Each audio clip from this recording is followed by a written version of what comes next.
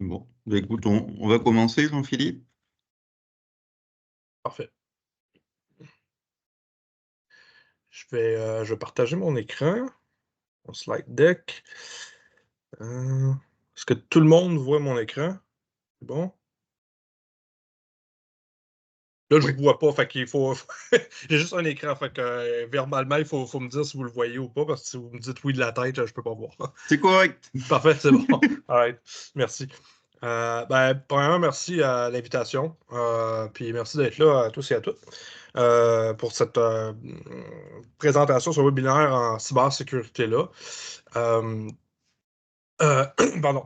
Premièrement, excusez-moi pour ma voix, là. J'ai trouvé une manière de pogner le rhume en mai, là. Je sais pas comment j'ai fait, mais bon, voilà. Fait que, en espérant que ma voix toffe pendant la prochaine heure et demie. Euh, mais oui, merci d'être là. Formation en cybersécurité qui va toucher plusieurs points un peu disparates. À gauche et à droite, j'ai rencontré Vincent Bazot avant. On a échangé aussi pour les sujets taclés parce que la cybersécurité, c'est un monde très, très large. On pourrait facilement y passer l'après-midi, même plus, là. Ça serait pas nécessairement pertinent, mais on va cibler quand même quelques points propres à certaines industries. Euh, D'entrée de jeu, pour la plan de présentation en tant que tel, on va passer au travers de certaines affaires qui vont peut-être vous sembler une évidence juste en regardant les en-têtes, mais qui méritent, je dirais, de s'y attarder un peu plus, comme notamment l'introduction à la cybersécurité pour ceux et celles qui travaillent en TI ici. Vous avez probablement des notions de cybersécurité, là, un peu. Moi-même, j'ai été administrateur de système pendant 6 ans, là, je sais c'est quoi. Mais il y a certaines idées reçues que je crois qu'on est dû pour à revoir collectivement au niveau de la cybersécurité. C'est un peu ça que je veux m'attarder aussi. Je passe au travers tout ce qui est mot de passe, parce que ça, c'est un épine dans le pied qui ne cesse de ne pas être délogé au fil des années qui passent. Et on est un peu délai à pogner avec ça. Et les solutions qui existent aussi pour gérer les accès, puis la sécurité des accès en tant que tel. On parlait de l'authentification multifactorielle, les nouveaux développements là-dedans, notamment les passkeys, qui est relativement récent, poussé beaucoup par Google dernièrement. On va voir quelques exemples appliqués de qu'est-ce que ça veut dire une compromission, comment ça se décline, comment ça fonctionne, etc. Les défis et les solutions amenées par rapport à ça aussi. Il y a des solutions qui existent, notamment, qu'est-ce qu'on va faire avec tout ce qui est la sécurité de l'Internet des objets, les CNC, les systèmes de contrôle, les systèmes de contrôle industriels, tout ce qui est automatisation d'usinage, notamment. C'est un gros défi en cybersécurité. On va regarder l'étude de cas de l'aluminerie Alouette, qui a été compromise, une des plus grosses alumineries au monde, à cette île, qui a été compromise récemment. Qu'est-ce qui est arrivé exactement? Qu'est-ce qu'on peut faire pour se prémunir contre ce genre d'affaires-là? J'ai pris ce cas-là spécifiquement, j'en parlerai plus tantôt, là, évidemment, mais ce cas-là parce que quand on pense cybersécurité ou compromission, on va penser des trucs très, très techniques à des entreprises de haute technologie, des entreprises TI, mais ça peut arriver à n'importe quel type d'entreprise, même des entreprises qui sont pas, qu'on n'associe pas à la haute technologie nécessairement. Technologiquement avancée, oui, d'une aluminerie quand même, mais pas de la haute technologie. C'est pour ça que je voulais regarder. Puis à la fin, bon, on va parler un peu de l'accompagnement de Cyber Québec. Là, c'est pas un sales pitch que je veux faire, là, mais je veux quand même profiter de parler de notre accompagnement. J'ai mis une séance questions-réponses à la fin. Ceci dit, sentez-vous libre de m'interrompre à n'importe quel moment s'il y a quelque chose qui n'est pas clair ou si, si ma voix commence à lâcher et que vous ne l'entendez pas bien ou quoi que ce soit. Il ne faut pas hésiter. Interrompez-moi verbalement. Là, je vais répondre à vos questions. Il n'y a pas de stress là, ou à vos questionnements quelconques. Mais au pire, à la fin, si vous voulez garder vos réponses à vos questions à la fin, ben, il y aura une séance pour ça à ce moment-là. Donc, juste me présenter rapidement. Je m'appelle Jean-Philippe Descaries-Mathieu. Je suis analyste principal chez Cyber Québec. Je considère quand même un vieux routier là, de la cybersécurité. Ça fait 22 ans et quelques que je suis dans l'industrie. J'ai commencé dans l'industrie avant que ça s'appelle cybersécurité. C'est pour vous dire à quel point je suis vieux. J'avais des cheveux à ce moment-là. Là. J'ai travaillé en TI. Beaucoup, en cybersécurité, beaucoup aussi. J'ai fait, comme je disais plus tôt, j'ai fait administrateur de système pendant de nombreuses années. J'ai fait beaucoup de réponses aux incidents. J'ai été développeur au début de ma carrière aussi. J'ai créer, administrer, gérer un centre d'opération de sécurité, là, tout ce qui est événements de cybersécurité et autres, prendre action sur le renseignement qu'on trouve sur les événements de cybersécurité. J'ai fait ça aussi. Pardon. Je suis membre du conseil d'administration aussi, puis co-vice-président de NordSec, qui est la plus grosse conférence de cybersécurité appliquée au Canada, qui a lieu la semaine prochaine, d'ailleurs. Puis bon, c'est ça, j'ai fait plusieurs choses dans ma carrière. J'ai touché beaucoup de TI aussi, donc je crois de ma compréhension en parlant à Vincent que on a beaucoup de gens de TI. En tout cas, il y a un certain nombre de personnes de TI ici. Donc, je suis conscient de votre réalité. Je connais ça très bien. Ça donne une perspective, d'ailleurs, je pense, assez originale au niveau de l'approche en cybersécurité parce que TI, la priorité, c'est la disponibilité des services. Puis cybersécurité, c'est que nous, on arrive et on dit non, non, il faut shutter down ces services-là, ça augmente la surface d'attaque. Fait que je comprends très bien que des fois, c'est comme ça. En tout cas, dans ma carrière, ça l'a déjà été entre TI et cybersécurité, mais j'ai vécu un peu les deux volets. Donc, I know that feel, comme on dit.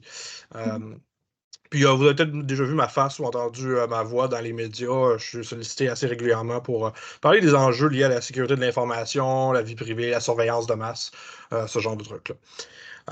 Donc, pardon. Je mentionnais, je travaille pour Cyber-Québec. C'est quoi Cyber-Québec rapidement? C'est un CCTT en cybersécurité. Un CCTT, c'est un centre collégial de transfert de technologie. Essentiellement, c'est un organisme qui est rattaché à un établissement d'enseignement. Dans ce cas-ci, pour Cyber-Québec, c'est le Cégep de l'Outaouais. En gros, ce qu'on fait, on fait de la recherche et développement en cybersécurité. On fait aussi beaucoup d'accompagnement, style service conseil. La particularité ici, c'est qu'on est subventionné par le ministère de l'Éducation supérieure, puis le ministère de l'Énergie, de l'Innovation, puis de l'Économie.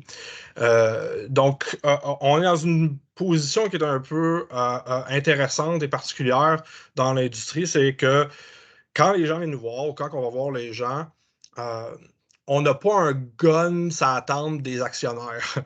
Fait qu'on peut se permettre une certaine, au niveau de la rentabilisation nos opérations, si on veut, on peut se permettre une certaine flexibilité que certaines autres grosses firmes n'ont pas, parce que leur impératif, c'est de maximiser la valeur pour les actionnaires. Donc, nous, on a une approche qui est plus pédagogique par rapport à ça. On est vraiment axé sur le transfert d'informations en technologie. Donc, on fait beaucoup de diagnostics, de mise à niveau de posture de cybersécurité. Notre target market, c'est les PME. Essentiellement, c'est les laissés pour compte, je dirais, même de la cybersécurité depuis des années. Puis ça, c'est quelque chose qui m'a toujours frappé depuis que je suis dans l'industrie. À un moment donné, quand l'industrie s'est formalisée puis est devenue la cybersécurité, qui est un terme de marketing qui a stické, il faut croire, les grosses sommes sont rentrées, le gros cash est rentré, puis les offres de services étant envers les grosses entreprises. Tout le mid-market, toutes les petites entreprises, ils ont été laissés pour compte. Malgré le fait que les petites entreprises, les moyennes entreprises opèrent sur le même terrain de jeu que les grosses entreprises, mais avec une fraction des moyens au niveau de la défense, au niveau du monitoring, de la surveillance qu'ils peuvent faire, au niveau de la prise d'action qu'ils peuvent faire en cas d'incident. Donc ça, moi, ça m'a toujours parlé, aider les PME. J'ai fait ça une bonne partie de ma carrière. Donc, c'est vraiment ce que Cyber Québec fait. On fait de la gouvernance aussi, l'application de cadre de conformité beaucoup, notamment avec la loi 25. Là, je sais que vous ne voulez pas en entendre parler. Là. C'est ce que Vincent m'avait dit, que je pense que vous avez fait le tour de votre côté au niveau de la loi 25. Mais on en fait beaucoup. On en fait beaucoup parce que la loi 25 arrive en action complètement en septembre prochain, donc on est vraiment là-dedans. Donc on est vraiment dans la structure en général des PME pour rehausser le niveau de cybersécurité, pas juste au niveau de la paperasse, comme je dis, au niveau de la gouvernance, d'application des cadres de conformité qui, dans les faits, est plus ou moins utile là, si on se laisse juste si on se base juste sur un cadre de conformité. Encore faut-il opérationnaliser la cybersécurité, ce qui est plus facile à dire qu'à faire. On fait les deux. on essaie d'accompagner les entreprises pour les amener à un niveau qu'on considère acceptable en 2024 au niveau de la sécurité de l'information. D'ailleurs, ça va faire partie de mon speech tantôt dans la section introduction à la cybersécurité. Je veux qu'on voit certaines notions qui sont peut-être des idées reçues par rapport à ça. Donc, nous, c'est ça. Donc, on fait gouvernance, cybersécurité en général, posture de cybersécurité en général, accompagnement et toute autre tâche connexe, entre guillemets, là, dans le sens que n'importe quoi qui s'applique à la sécurité de l'information, puis qu'on peut aider les PME qui font partie de notre réseau, bon, on peut le faire. Évidemment, parenthèse aussi par rapport à ça, notre offre de service vient avec une subvention intéressante issue du ministère de l'Éducation, de l'Éducation supérieure, puis ministère de l'Économie, de l'Innovation, puis de l'Énergie. Donc, ça, c'est intéressant aussi. On fait des mandats de principalement 6 mois, donc une banque d'heures, une centaine d'heures ou plus, mais ça, on en reparlera à la fin. Donc, qu'est-ce que la cybersécurité? Là, évidemment, normalement, quand je serais en présence, je recenserais la foule un petit peu plus. Ça serait plus facile à faire, mais à distance, c'est difficile à faire en tant que tel. Mais normalement, je demanderais, pour vous, c'est quoi la cybersécurité en tant que tel? Euh, En fait, je suis quand même, je serais curieux de savoir si quelqu'un pourrait elle serait assez game de me décrire pour lui ou elle, c'est quoi la cybersécurité? Est-ce qu'il y a quelqu'un qui veut se mouiller ou pas? Non, il n'y a personne, vous êtes gêné? Vous êtes gêné? Ok, c'est correct. Ah, Simon? Oui, bonjour. Je vais bien tenter l'expérience d'abord. Pour moi, la Parfait. cybersécurité, c'est large. Ça va autant de la sécurité physique, parce qu'on peut s'introduire dans un lieu puis prendre les renseignements, jusqu'à justement le hacking ordinateur qui est comme plus commun pour nous autres, là. Fait que ça passe par justement avoir un bon mot de passe, avoir un Wi-Fi qui est fermé. Est-ce qu'on est tu parlais tantôt en industrie, là, j'ai entendu dire que ça a l'air que les automates ne seraient pas très bien protégés. Fait que ouais, pour moi, c'est ça la cybersécurité. Tout ce qui est autour, le facteur humain est très important, le plus important. Ouais, j'aime ça parce que tu as mentionné deux choses. Le facteur humain, évidemment, qui est un incontournable, qui historiquement a été négligé. C'est moins le cas dans les dernières années, là, mais qui historiquement a quand même été négligé. De par la composition de l'industrie, au début, c'était pas des gens très people person en cybersécurité, on va se le dire, là. Mais aussi la sécurité physique, c'est très important aussi, c'est intrinsèquement relié. Les certifications de haut niveau en cybersécurité ont un volet de sécurité physique et les certifications de haut niveau en sécurité physique ont un volet de cybersécurité maintenant. Donc, c'est vraiment intrinsèquement relié. Tout est dans tout, comme on dit. C'est une bonne descriptif. Tu sais, à la base, la cybersécurité, c'est la préservation des ressources informationnelles, essentiellement, au niveau de la confidentialité, l'intégrité, puis l'accessibilité ou la disponibilité des ressources. Ça, c'est la triade CIA qu'on l'appelle en anglais, là. C'est confidentialité, intégrité, accessibilité. À la base, c'est ça. On essaie de sécuriser les données pour qu'elles soient consultées uniquement par les personnes qui sont censées les consulter, que ce qu'on nous présente comme information soit la bonne, donc qu'elle soit intègre, qu'elle soit pas modifiée, qu'elle soit pas détournée, et qu'elle soit disponible, qu'elle soit accessible lorsque c'est le temps d'avoir accès. Donc, c'est les trois grands piliers la sécurité de l'information. Vous allez m'entendre utiliser sécurité de l'information et cybersécurité de manière interchangeable. Certaines personnes dans l'industrie diront que c'est pas exactement la même chose, mais en gros, c'est ça, la cybersécurité. Puis, vous voyez, là, à gauche, gérer les risques, le mythe du risque zéro, ça, c'est encore à ce jour, c'est quelque chose qu'on doit déconstruire un peu quand on est dans l'industrie. Puis ça, c'est pas de la faute des gens qui sont pas dans l'industrie ou qui veulent les services ou quoi que ce soit. C'est la faute des gens dans l'industrie. Parce que nous, puis je vais en parler plus tard, on a eu une approche, longtemps, on a eu une approche axée sur la robustesse d'un système d'information. Il faut qu'il soit le plus protégé possible. Il faut ait plein de couches de protection, ce qu'on appelle le defense in depth, donc la défense en profondeur. Donc, on rajoute des couches de protection, etc., etc. C'est pas que c'est mauvais, ça, mais et ça fait partie des choses que je veux revoir avec vous, c'est l'approche que l'industrie a à ce niveau-là et comment qu'on approche la sécurité de l'information. Donc, c'est plus juste une question de le 1000 n'existe pas, mais c'est non seulement vous allez vous faire hacker, mais qu'est-ce que vous faites quand vous faites hacker? On part de l'idée que ça va arriver. Il va y avoir une mauvaise nouvelle qui va vous arriver. Il va y avoir une fuite de données, un déploiement de ransomware, peu importe, une attaque d'hameçonnage ciblé, vous allez y passer. Qu'est-ce qu'on fait quand ça arrive? C'est ça l'important. On va le voir plus tard.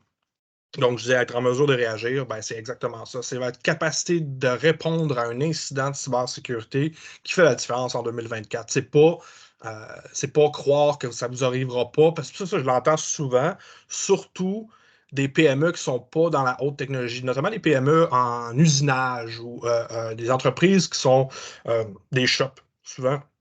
Ah, ça n'arrivera pas à nous, nous, on n'est pas là-dedans, on est trop petits, on est ça. Ouais, C'est faux.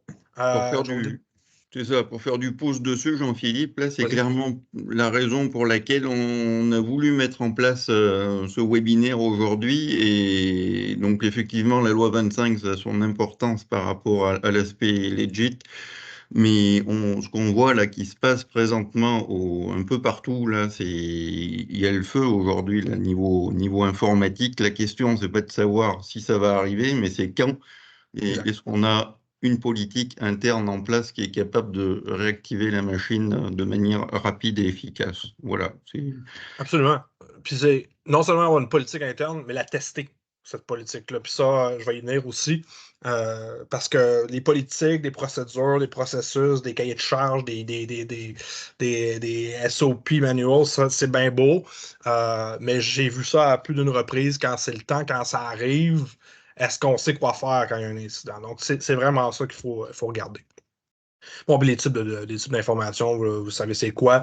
Les types d'informations qu'on veut protéger. Renseignement personnel, de plus en plus vrai avec la loi 25, qui est une très bonne loi, soit dit en passant, au niveau de sa robustesse, qui est calquée sur le règlement général sur la protection des données européen, qui a fait ses preuves au niveau de la mise à niveau des entreprises, les préparer à la réalité de maintenant. Une, une cyberattaque en tant que telle, c'est un mot qui est large, là, ça peut parler de plein de choses différentes, une cyberattaque, mais ça a un déroulement généralement spécifique qui a créé en fait un marché noir au fil du temps au niveau des fuites de données, des accès aussi disponibles, ce qu'on appelle les credentials, donc les credentials volés, les mots de passe volés, les usernames volés, etc. Euh, Vous avez peut-être déjà vu ce genre de ventilation-là. Ça en est une, celle-là. On commence toujours par un adversaire va commencer, un adversaire relativement bien organisé, quelqu'un qui veut s'en prendre à vous, qui n'est pas à l'interne, qui n'est pas une menace interne, donc qui n'est pas un employé style Desjardins, là, qui part avec les clés du château, là, mais qui est une menace externe, va passer au travers de plusieurs étapes avant d'attaquer en tant que tel une cible. Donc, quand vous êtes victime d'une cyberattaque, généralement, c'est que des mois de préparation à l'avance au préalable de ce genre de truc-là. C'est un peu le même principe des cambriolages traditionnels, là. Je ne sais pas si certains d'entre vous avaient eu la malchance d'avoir été cambriolé, mais moi, ça m'est arrivé 3 fois dans ma vie. Puis 3 fois, c'est quelqu'un qui s'était préparé à l'avance. J'ai été spoté des semaines à l'avance. Il connaissait mon horaire, etc. C'est le même principe. En cybersécurité, on fait un recensement, une reconnaissance initiale, on exploite une faille existante, on fait ce qu'on a à faire, puis on sort. Puis des fois, on crée aussi ce qu'on appelle un covert channel ou un tube de communication qui est persistant après l'attaque. Puis c'est ça qui peut être dangereux aussi. Le danger aussi, c'est le temps de détection d'une attaque, ça peut être très élevé. Les statistiques ne s'entendent pas là, à ce niveau-là. En tout cas, il y a une fourchette là, de temps. Là. On parle entre 2 mois et 8 mois pour ce que ça prend une entreprise pour détecter qu'ils ont été victimes d'une compromission. Ça peut être plus que ça. J'ai vu des attaques qui ont été découvertes 1 an et demi, 2 ans après les faits. Les ravages sont faits depuis longtemps, évidemment. Mais même pour les firmes de cybersécurité, c'est pas rare de voir des firmes de cybersécurité être victimes d'une cyberattaque ciblée puis que ça leur prend des semaines avant de détecter l'attaque. Malgré le fait qu'ils ont des gens à temps plein là, pour la détection d'intrusion, la réponse aux incidents, qui font du monitoring sur toute leur... c'est compliqué. C'est difficile de détecter une attaque quand elle a lieu. La meilleure ventilation de tout ça, c'est la Cyber Kill Chain. C'est Lockheed Martin qui a développé ça. C'est essentiellement, il y a 6 casiers, mais c'est 7 étapes. La dernière, c'est action sur les objectifs d'une attaque standard. Donc, on a vraiment la première, c'est la reconnaissance. Comme je disais tantôt, collecte d'informations en source ouverte, notamment. Donc, tout ce qui est disponible gratuitement, entre guillemets, sur Internet, qui ne nécessite pas des accès privilégiés ou quoi que ce soit, c'est du open source intelligence, de l'OSINT qu'on appelle, ou de l'information en source ouverte. Très, très populaire, c'est LinkedIn. LinkedIn, c'est une source incroyable de données en phase de reconnaissance avant une cyberattaque.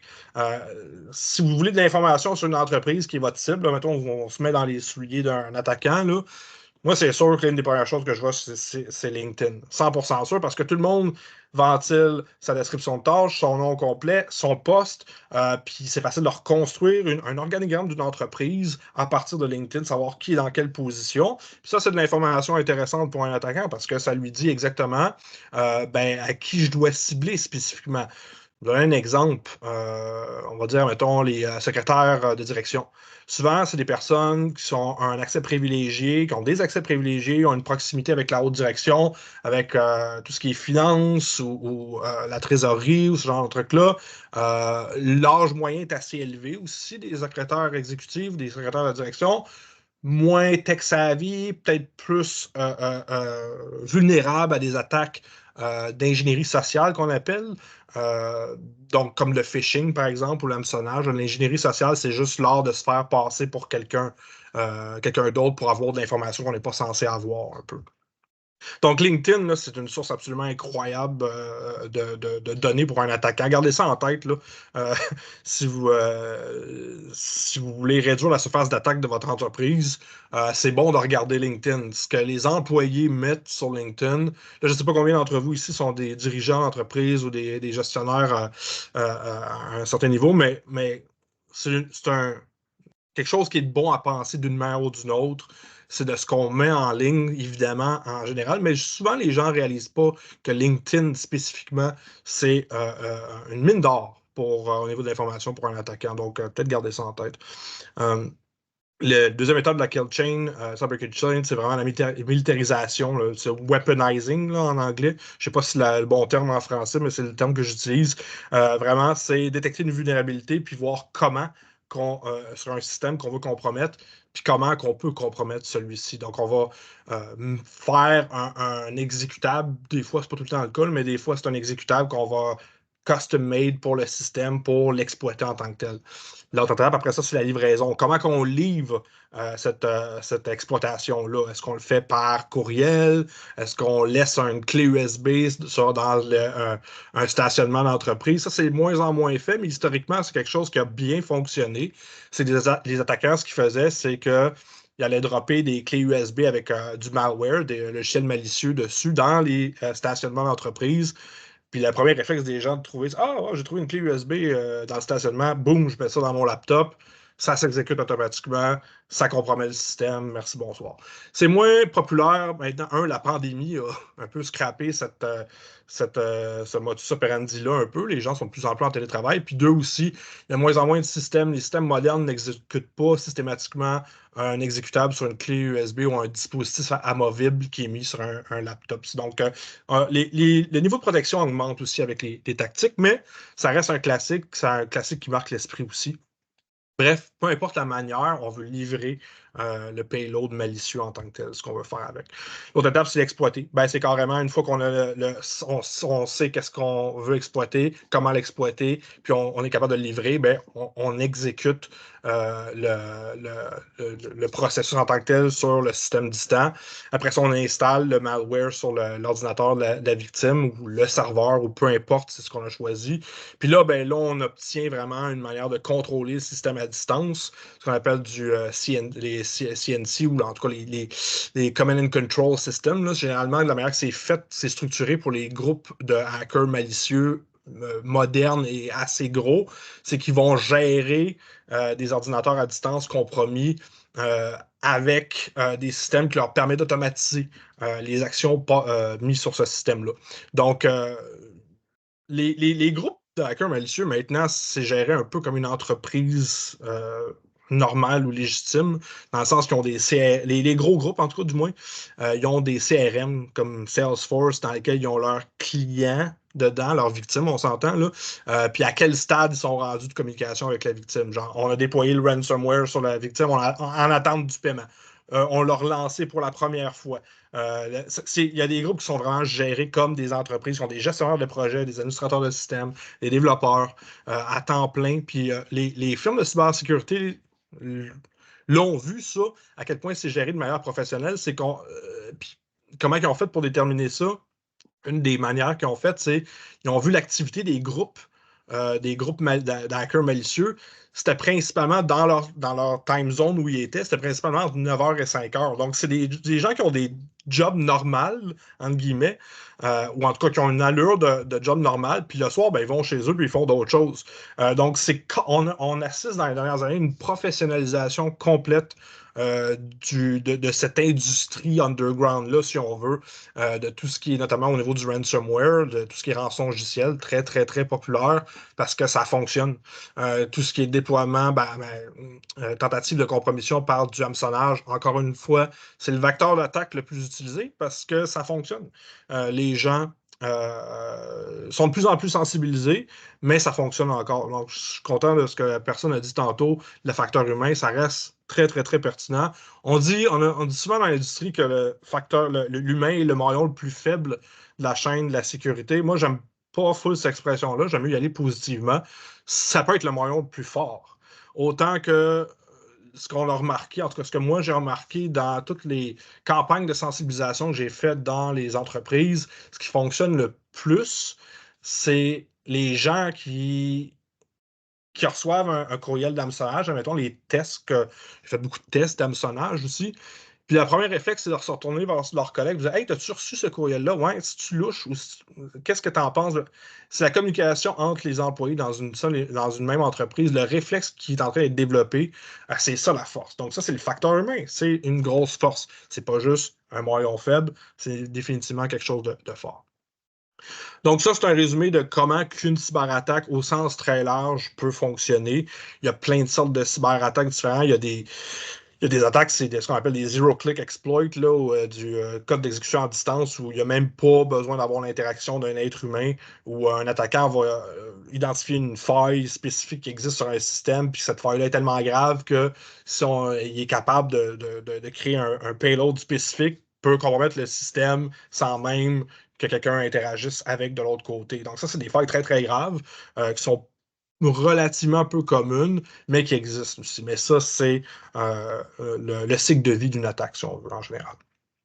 Est-ce que ça va, Adot? Y a-t-il des questions ou des concepts que j'ai skippés par-dessus que j'aurais pas dû ou pas de questions? C'est correct. Oui, William. Oui, juste une petite question. Tu sais, tu nous as dit que ça prend plusieurs mois avant de se faire détecter.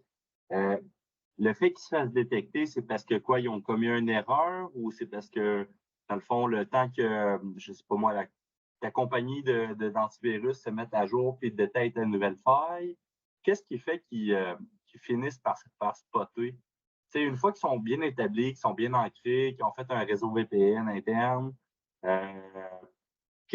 c'est quoi? C'est une mauvaise erreur de leur part? J'ai ça, cette réponse-là que je vais donner, parce que ça fait très réponse de consultant, mais ça dépend. Mais c'est vrai que ça dépend.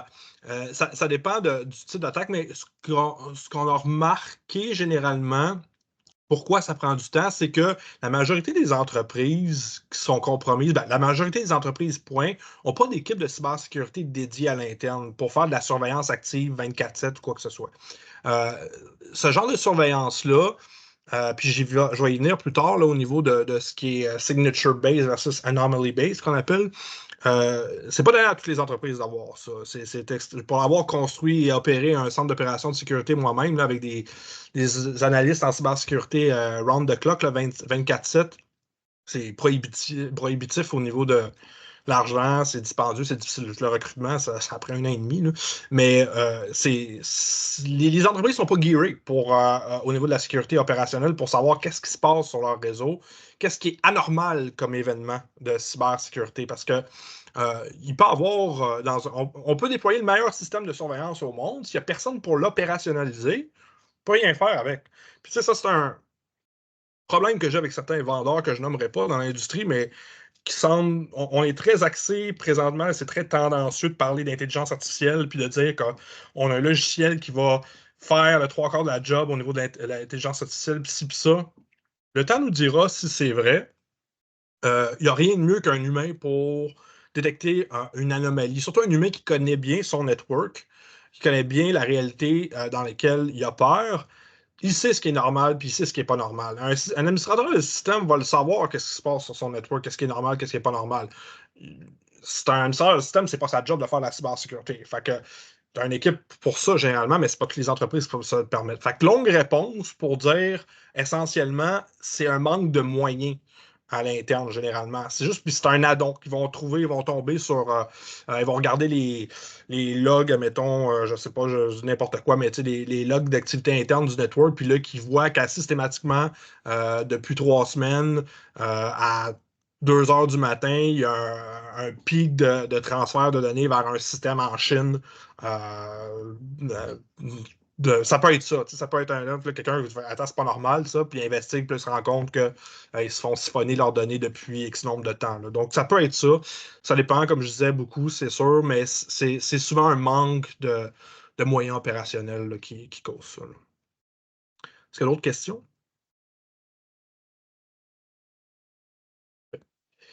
Bon, les impacts, passer brièvement là-dessus, en cas de cyberattaque, j'imagine que vous savez c'est quoi. L'impact réputationnel sur une entreprise n'est pas à négliger aussi. Ça, c'est quelque chose qui est peut-être... ça tend à changer, mais historiquement, c'est quelque chose qui a été difficile de convaincre les gestionnaires des entreprises que vaut mieux prévenir que guérir. Souvent, question de coût, c'est vu comme une dépense, la cybersécurité, jusqu'à ce que quelque chose arrive à l'entreprise, puis là, ça devient pourquoi on n'avait pas ces mesures-là en place pour nous protéger. Donc, ça, c'est le classique. Mais les impacts sont multiples au niveau juste les coûts de récupération après une attaque. Ça, on part d'une idée d'une entreprise qui n'a pas fait ses devoirs en cybersécurité. Parce que quand on fait ses devoirs, on atténue le coût, on atténue les impacts d'une cyberattaque qui va arriver. Je réitère, qui va arriver. Pas peut-être va arriver. C'est sûr que ça va arriver. Peu importe le niveau de criticité, mais ça va arriver.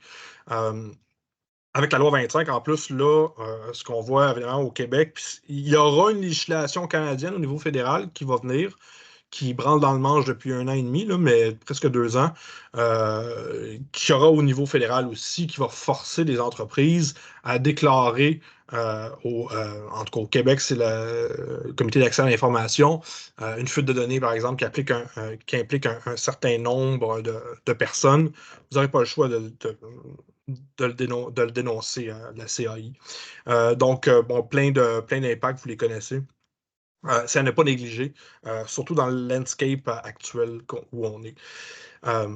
Les chiffres parlent d'eux-mêmes à ce niveau-là. C'est catastrophique pour les PME, les cyberattaques. La majorité des PME victimes d'une cyberattaque vont fermer leurs portes 6 mois après les faits. Pourquoi? Ben, ça revient un peu à ce que la question que je répondais tantôt. Il y a un manque de capacité opérationnelle pour savoir quoi faire avec ça. Il y a une statistique intéressante en bas à droite, 58% d'attaques de mobile en 2021 par des malwares. Les téléphones cellulaires, là, c'est un ordinateur à part entière. Ça, je vais y venir plus tard, mais à ce jour, dans le paysage des PME au Québec, on ne gère pas les téléphones cellulaires comme on gère un laptop ou comme on gère un serveur. Et ça, c'est un problème. Ça, c'est un ordinateur au même titre que ma montre-l'est aussi, au même titre que la lumière intelligente que vous pouvez contrôler par une application l'est. Et ça, c'est un énorme problème parce que c'est un faux apurin au niveau des logiciels, ça. Et c'est un gros problème parce que c'est souvent une porte d'entrée. Là, on va avoir des téléphones personnel utilisé pour accéder à des ressources informationnelles d'une organisation. Inutile de vous dire qu'on mélange deux terrains de jeu qui ne devraient pas se mélanger ensemble habituellement, mais c'est un problème au niveau du landscape, si on veut. Donc, c'est ça. Donc, ça coûte cher. Il faut éviter ça le plus possible. Puis,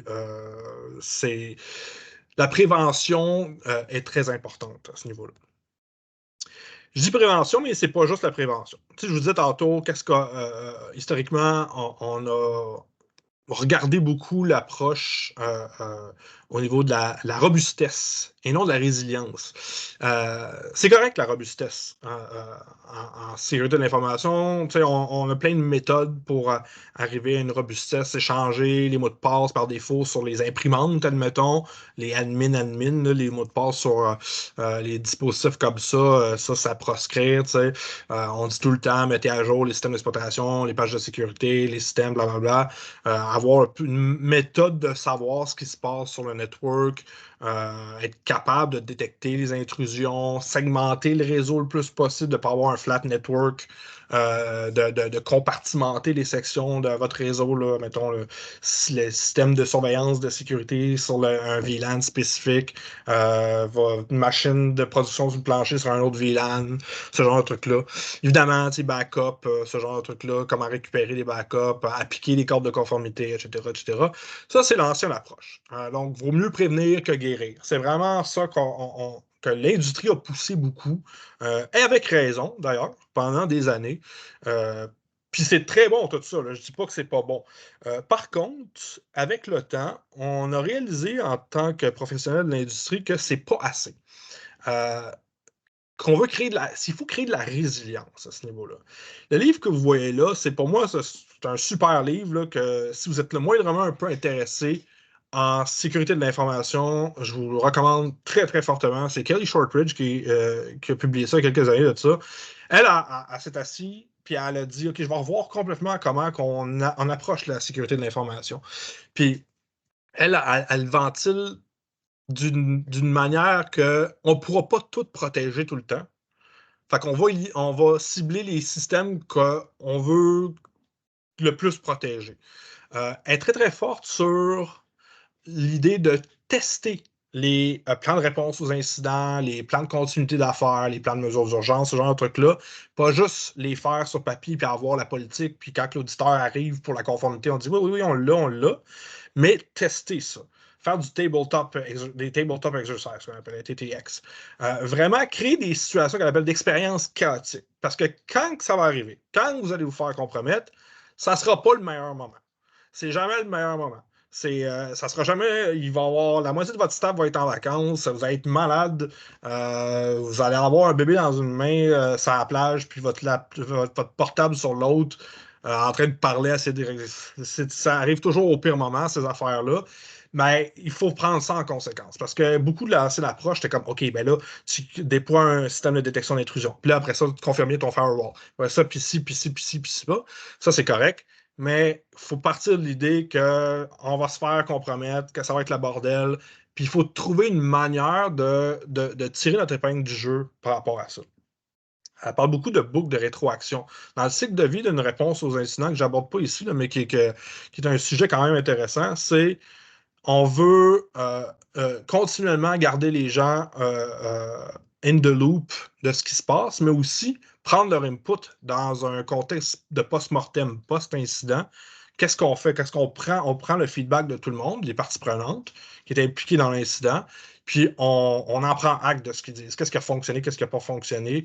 Donc, la communication, puis ça me paraît tellement évident quand on le dit que la communication, c'est important dans une entreprise, mais après 22 ans de carrière, je peux vous dire que c'est une des choses qui fonctionne le moins bien, c'est la communication. Aussi, le télétravail, le basculement vers le télétravail n'a pas aidé, puis là, c'est pas un 10 en valeur de télétravail, je suis en télétravail 100% du temps, là. Mais ça crée un enjeu de communication. Une entreprise qui fonctionne bien en télétravail, c'est une entreprise qui communique bien, dont les objectifs sont clairs, mais ce n'est pas le cas de tout le monde. Donc, on crée une boucle de rétroaction qui permet justement de créer un processus continuel de rétroaction pendant un événement, avant un événement, puis après un événement. on est en pleine culture d'apprentissage continu. Tout le monde, on fait partie d'un tout, comme on disait tantôt, l'humain est au centre de la cybersécurité. C'est vrai, ça en fait partie. Puis ce qu'on veut créer, c'est de la résilience et non pas juste de la robustesse. Donc, on est capable, malgré quand tout s'effondre autour de nous, de continuer d'opérer dans les circonstances vraiment difficiles. Donc, c'est vraiment ça le shift que je vois dans l'industrie, puis l'approche que de plus en plus de personnes ont dans l'industrie, c'est vraiment de gérer les expériences chaotiques, essentiellement. Donc, en gros, ce qu'on veut retenir, puis tu sais, une citation de David Wood, j'aime bien, préparez-vous à être surpris. C'est vraiment ça. Jean-Philippe? Oui. Ouais, et je trouverais ça super intéressant là, de savoir parmi les entreprises qui sont présentes là avec nous, s'il y en a qui ont mis en place déjà ce type d'action là, à savoir créer des situations chaotiques et répondre justement pour être prêt en cas d'avenue. Tu sais, c'est ce qu'on fait avec les alarmes incendie, par exemple. Exact.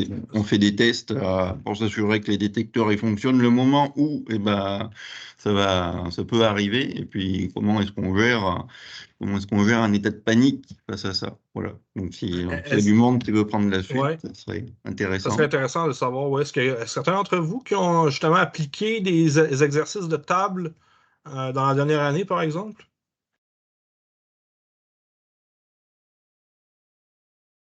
Ah non, personne. Ah, ça, c'est un bon créneau pour nous, Cyber Québec. Ça, c'est le développement d'affaires, c'est bon, j'aime ça. Mais c'est un bon point. On fait des tests de feu dans les immeubles, dans les entreprises.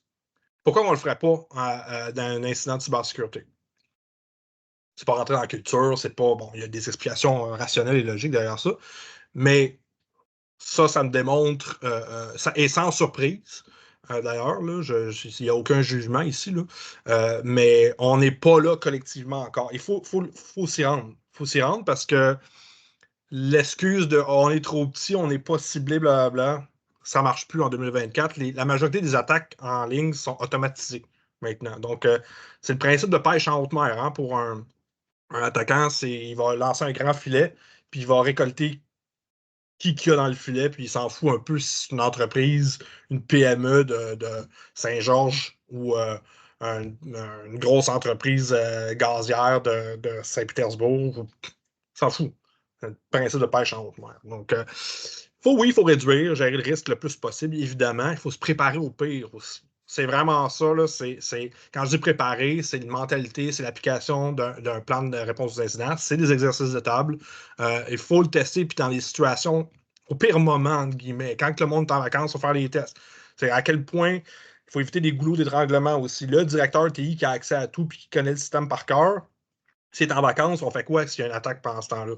Il faut créer des auxiliaires. Il faut créer une résilience au niveau de pas juste mettre toutes les solutions dans ça, les mêmes paniers. Donc, créer de la résilience pour commencer dès aujourd'hui. Il y a plein de quick wins qu'une entreprise, qu'une PME peut faire pour améliorer sa posture puis se préparer au pire. Puis ça, c'est la bonne nouvelle. C'est pas obligé d'acheter le logiciel super dispendieux là, de SentinelOne ou de peu importe là, les solutions qui existent, là, qui vont prendre 6 mois à déployer puis qui va nécessiter d'embaucher 3 analystes pour ça. Là. Il y a beaucoup de quick wins qui réduisent l'attraction pour un attaquant aussi, quand ce n'est pas automatisé l'attaque. Bon, l'hameçonnage, je vais passer, je parle beaucoup, là, je vais passer par-dessus. Je pense que j'ai pas besoin de. Je pense que tout le monde sait c'est quoi l'hameçonnage puis le phishing, là, assez standard ici.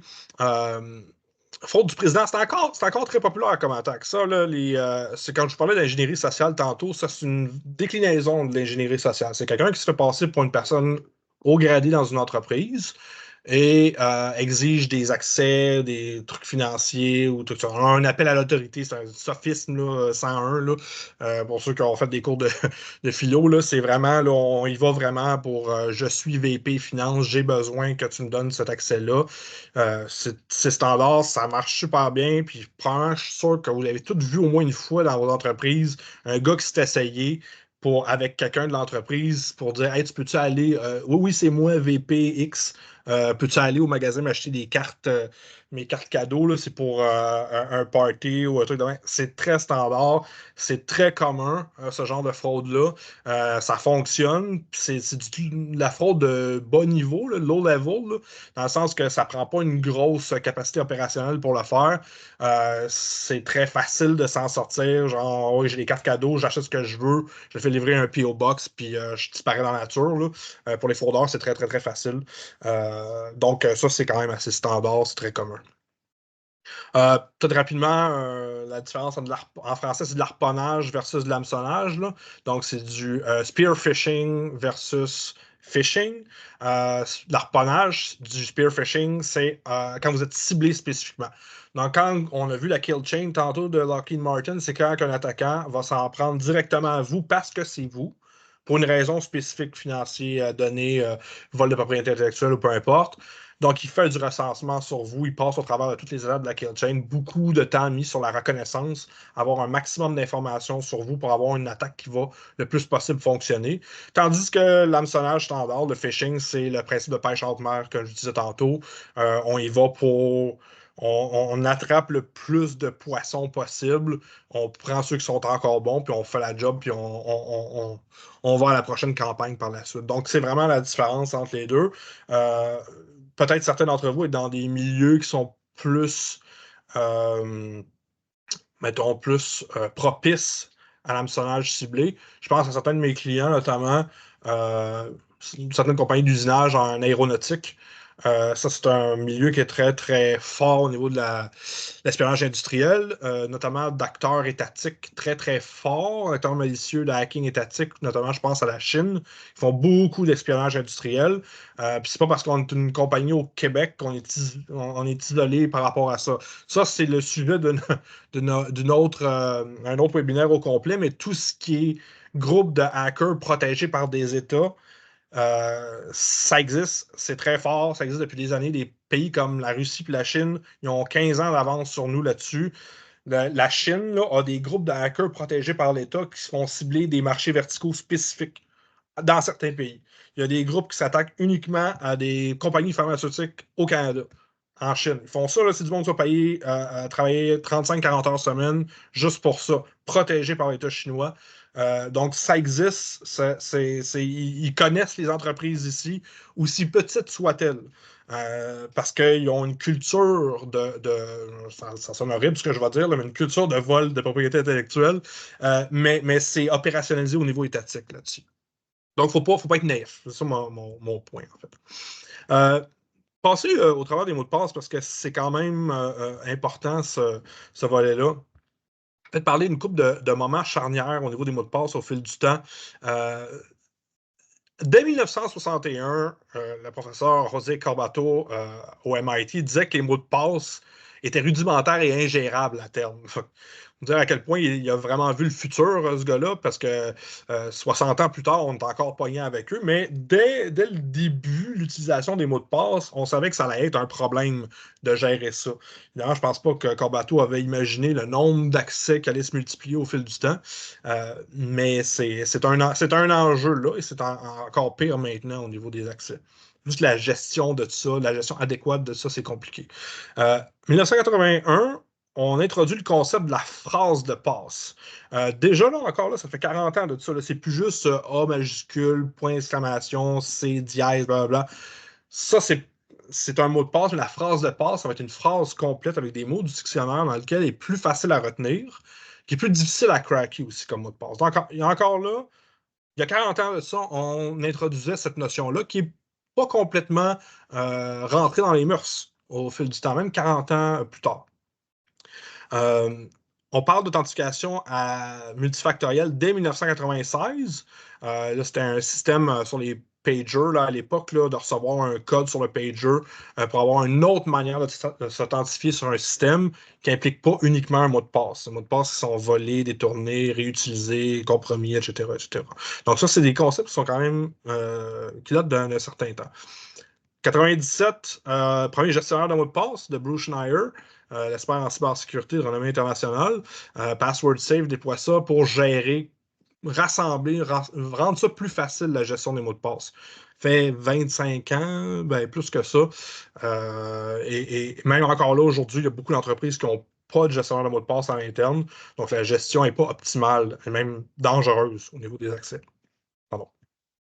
2003, le National Institute for Standards and Technology aux États-Unis, qui est un peu la référence au niveau de tout ce qui est protocole et autres, les standards évidemment, suggère combinaison de lettres, chiffres, caractères spéciaux pour la gestion des mots de passe.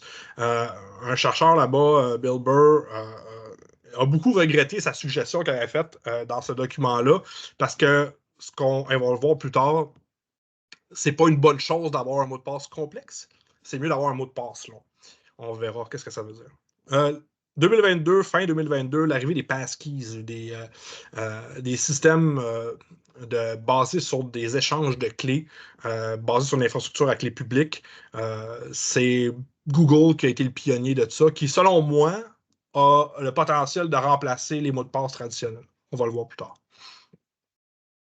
Quand je vous dis que les mots de passe, c'est un enjeu, ben c'est une catastrophe, en fait, au niveau des accès, ce qui fuite sur Internet. On est vraiment à l'âge d'or des fuites de données, puis des accès qui flottent dans l'éther, des mots de passe qui flottent dans l'éther. Au fil du temps, on a eu plusieurs exemples de centaines de millions d'enregistrements qui fuitent suite à une compromission d'un système. J'ai quelques exemples ici. Ça devrait peut-être 1% de toutes les fuites de données qu'il y a eu, là, qui ont été répertoriées, du moins. On parle de Yahoo perd 550 millions de noms d'usagers, de mots de passe, des questions de sécurité en 2013, aussi en 2016, aussi plus tard. Des compagnies déjà au moment où on parlait plus de big data en tant que tel, où la big data commençait, des Deep Analytics, encore là, tous des trucs d'affiliation politique qui perdent le contrôle, qui se retrouvent sur Internet, des trucs vraiment personnels. Même chose pour River City Media en 2017, 340 millions d'enregistrements perdus. Quand je dis enregistrement, ça peut être un nom, mot de passe, nom d'usager, numéro d'assurance sociale. C'est un élément qui peut être considéré comme personnel. Même Experian Brazil, télémétrie financière en 2021, vraiment bad, qui perd le contrôle là-dessus. Puis une des plus grosses de tous les temps, c'est la police de Shanghai qui a perdu 500 millions d'enregistrements. Puis on parle de dossiers criminels, de données personnel sur des gens. C'est non chiffré, évidemment, tout ça se retrouve facilement sur Internet. Donc juste là, juste dans ces quelques exemples-là, on a des milliards d'instances de données qui flottent. By the way, ces flux de données-là, je les ai toutes sur un disque dur externe là, ici. Là. C'est rien de difficile à trouver. Là. Oui, Simon? Oui, bonjour. Ben justement, je me demandais, là, Yahoo, Google, Gmail, tout ça, ça risque de se faire hacker. Je veux dire, ils sont pas mal plus faciles de cyberattaques que d'une petite compagnie. De mettre tous nos mots de passe, aussi complexes soient-ils, quand on les met, quand on les fait enregistrer, ben, si les autres se font hacker, ils vont avoir tous nos mots de passe, puis c'est pas dit qu'ils vont divulguer à tout le monde, bonjour, on s'est fait hacker. Fait que je me demandais à quel point c'est une bonne pratique de faire ça. C'est une bonne question. C'est une question de confiance. C'est au même titre que quand je vais à la banque, je donne mon argent à la banque, j'ai fait confiance qu'elle va sécuriser mon argent. Quand on fait affaire à une entreprise qui va gérer au mot de passe, que ce soit les Google le fait évidemment, les compagnies plus spécialisées comme LastPass ou Dashlane ou peu importe, on fait confiance à cette entreprise-là qu'elle va bien gérer nos données. Puis la confiance est la base même de toute la révolution du cloud computing.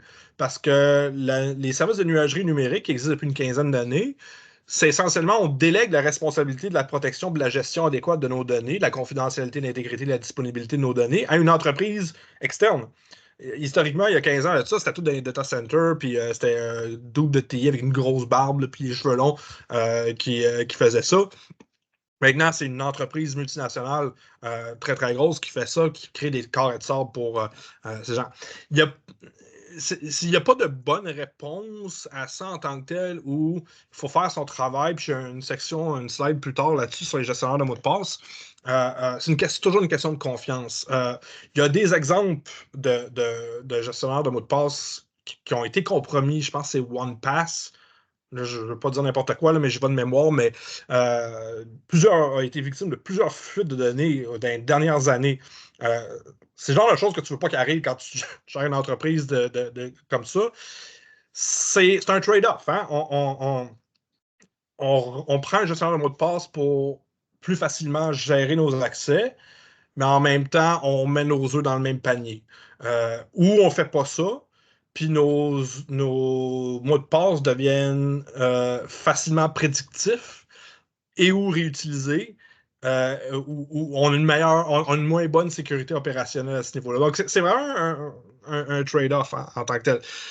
Ça dépend de votre use case en tant que tel. Moi, j'ai 547 mots de passe dans mon gestionnaire de mots de passe. On s'entend, j'en connais pas un des mots de passe. Puis je veux pas les connaître.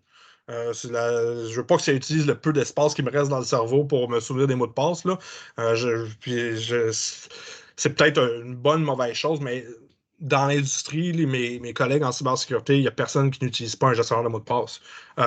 Oui, on a plus d'accès que les autres, peut-être, qu'une personne, qu'un kidam qui travaille dans une autre industrie, mais ça a fait quand même ses preuves à date à ce niveau-là, au niveau de la confiance. Ça fait une bonne job. Il y a du chiffrement qui est utilisé. Ce n'est pas des mots de passe qui sont stockés en texte clair ou quoi que ce soit. Là, donc, D'avoir ça sur un dossier chiffré sur son ordinateur, est-ce que c'est une mauvaise pratique ou c'est une. Tu sais, je me dis, c'est la même affaire que sur le web, ils sont autant chiffrés, tout?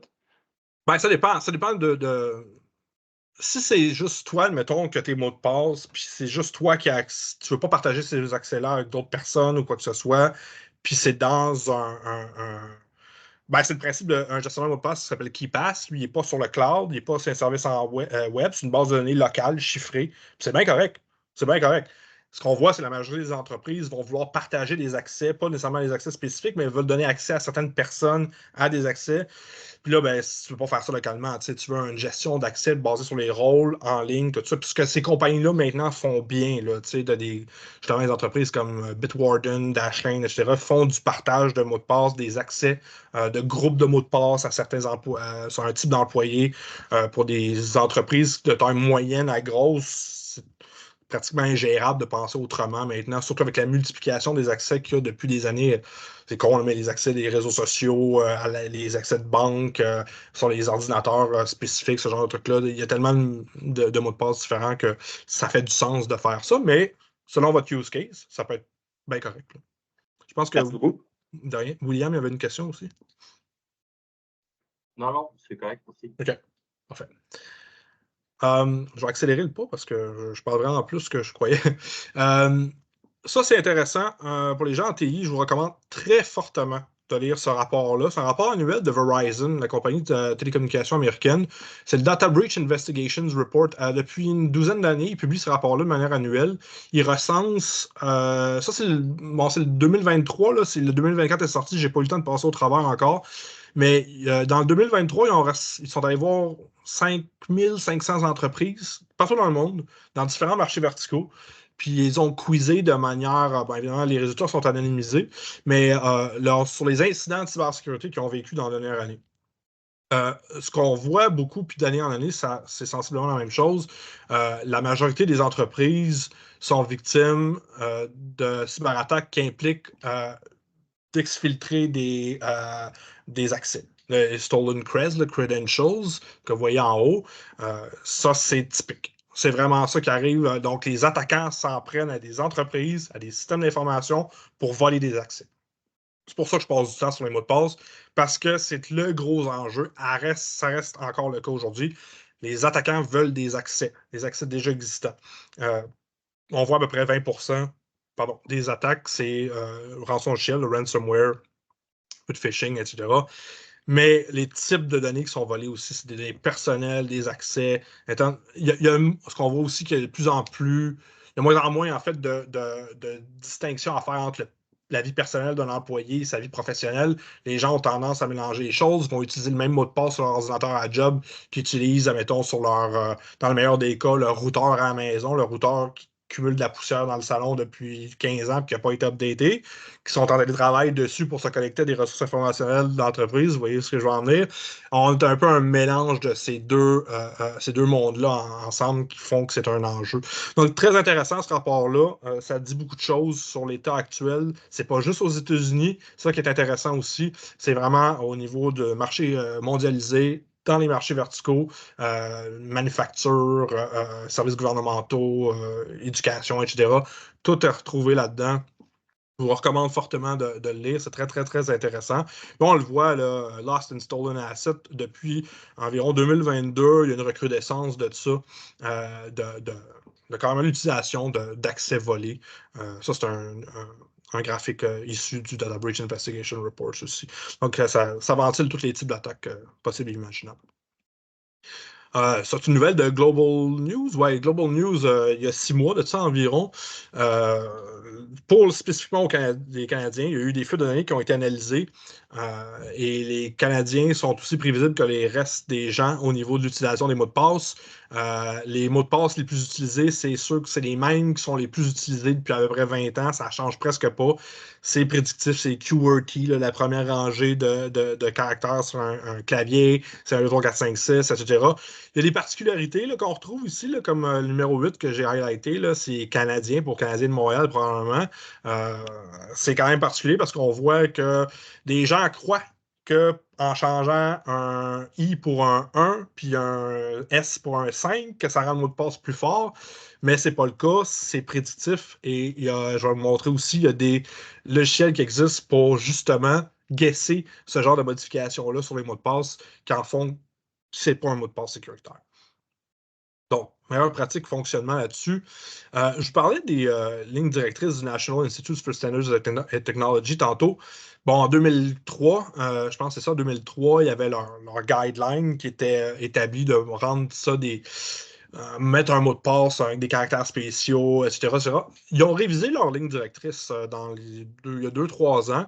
Et là, on le voit aussi que c'est en train de rentrer dans les mœurs chez les gens en TI et autres compagnies, notamment au niveau de ce qu'on s'attend à. C'est quoi un mot de passe fort? Ce qu'on veut éviter le plus possible, c'est en fait des mots de passe complexes mais courts. Que je vous disais tantôt, là, majuscule, point d'exclamation, dièse, C8, etc. On a trouvé que ce n'était pas des bons mots de passe, je vais revenir plus tard, mais les guidelines du NIST maintenant, ce qu'ils disent notamment, c'est de ne pas forcer le changement des mots de passe. Et ça, j'ai un bémol à faire avec ça. Pourquoi on dit de ne pas changer les mots de passe? Essentiellement, c'est que les mots de passe deviennent prédictifs quand un mot de passe est forcé à être changé régulièrement. Un mot de passe qu'on dit, admettons que vous forcez vos employés à changer un mot de passe à tous les 6 mois, les gens vont prendre le raccourci le plus facile à prendre pour qu'ils se souviennent du mot de passe facilement. Donc, mettons, exemple, je pense que je lis un exemple ici, tu sais, si mon mot de passe c'est comme ça, G.I. Joe 2023, puis qu'on me force à me le changer cette année, ben les statistiques ne mentent pas. Ça risque d'être G.I. Joe 2024, mon mot de passe. Donc, ça devient prédictif. Ça devient facile à guesser, à déterminer c'est quoi. Donc, ça faisait partie de la réflexion du National Institute for Standards and Technology. C'est pas nécessairement une bonne chose de changer le mot de passe. Ceci dit, à l'ère des fuites de données, comme je parlais tantôt, et à l'ère où la majorité des gens réutilisent des mots de passe, compromis sans qu'ils le sachent, mais qui réutilisent des mots de passe, ça peut devenir un enjeu de jamais changer le mot de passe.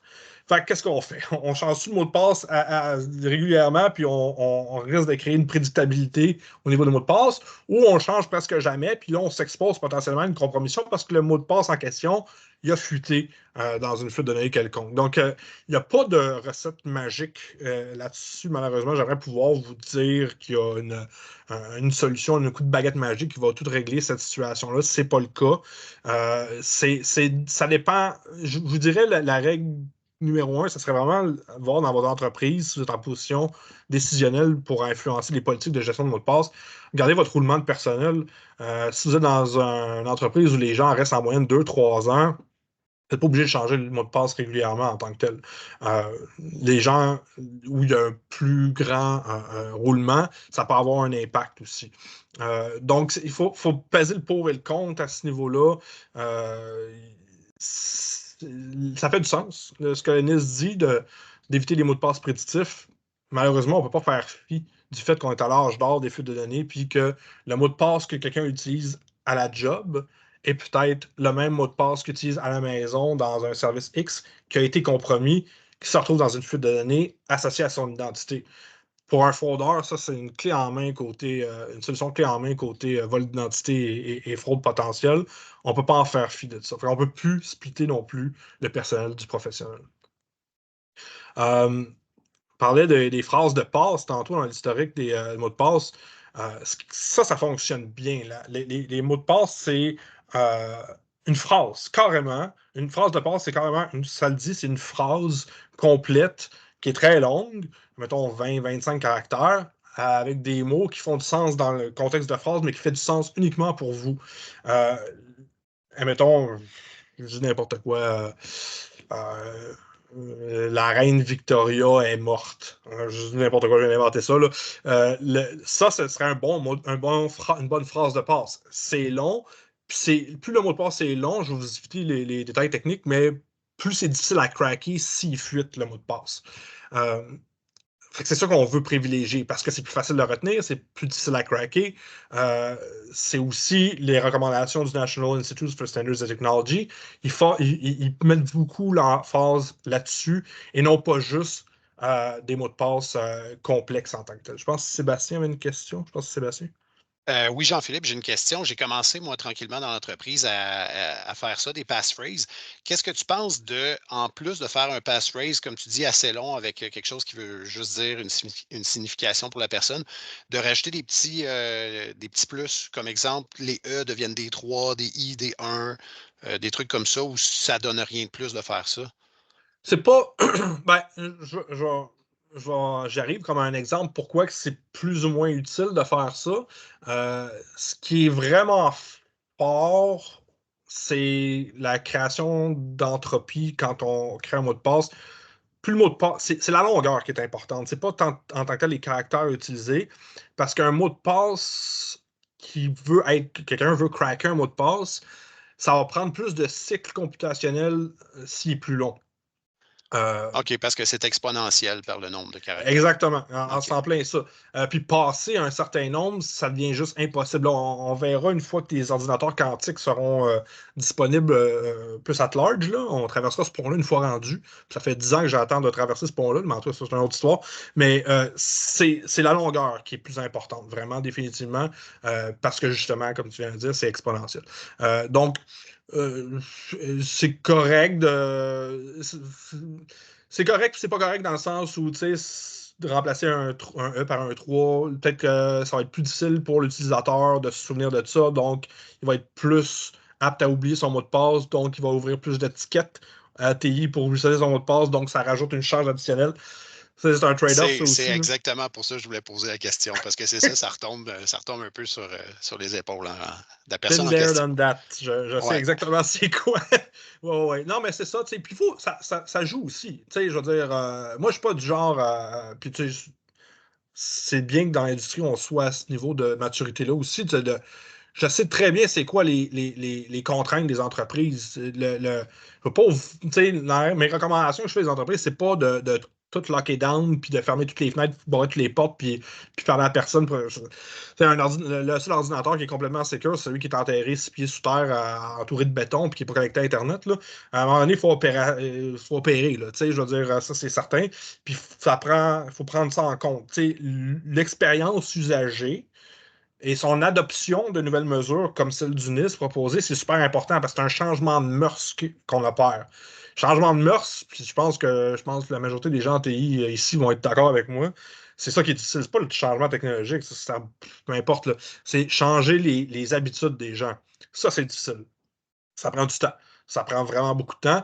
Fait qu'il faut rendre ça le plus smooth possible. C'est ça le raisonnement derrière les phrases de passe. C'est c'est une phrase qu'on utilise tous les jours. C'est naturel, contrairement à A majuscule, dièse, B, 4. Tu sais, j'en ai des mots de passe comme ça. C'est pas que c'est mauvais nécessairement, mais ils sont gérés dans un gestionnaire de mots de passe. C'est pas quelque chose qu'on veut que les gens se souviennent. Fait qu'on veut opérer ça changement de mœurs. Il faut rendre ça, lubrifier ce changement-là le plus possible. Est-ce qu'il y a d'autres questions par rapport aux phrases de passe ou autre? Non? Oui, je me demandais justement la phrase de passe. Est-ce que ça. Tu sais, veux pas, tu sais, si on comprend juste des chiffres, on sait qu'on a le choix entre 1 et 9. Mais là, tu sais, le dictionnaire, il y a peut-être 25 000 mots. On s'entend que c'est beaucoup plus, mais est-ce que ça reste qu'une année, c'est pas aussi sécure que de mettre justement des chiffres par rapport, mais longtemps. Là, tu sais, là, mettre 20 caractères, aucun rapport.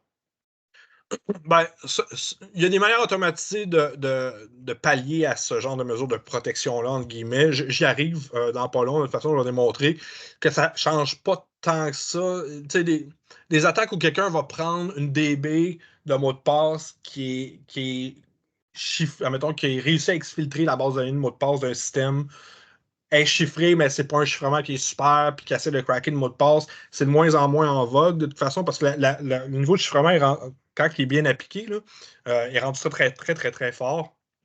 Fait que ça s'applique à de moins en moins d'attaques, mais on va le voir que il y a une manière automatique de changer des E pour des 3. Les hackers le savent, ça fait des années que le monde font ça.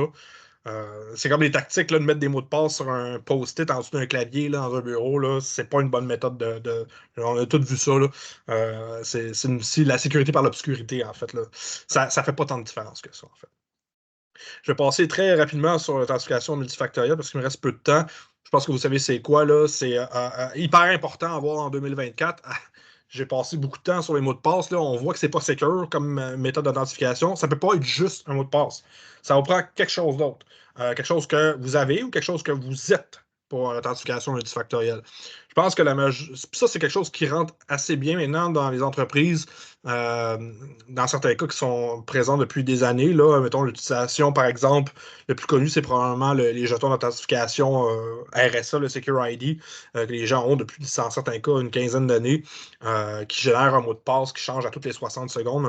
Pas un mot de passe, mais une séquence de chiffres qui change régulièrement.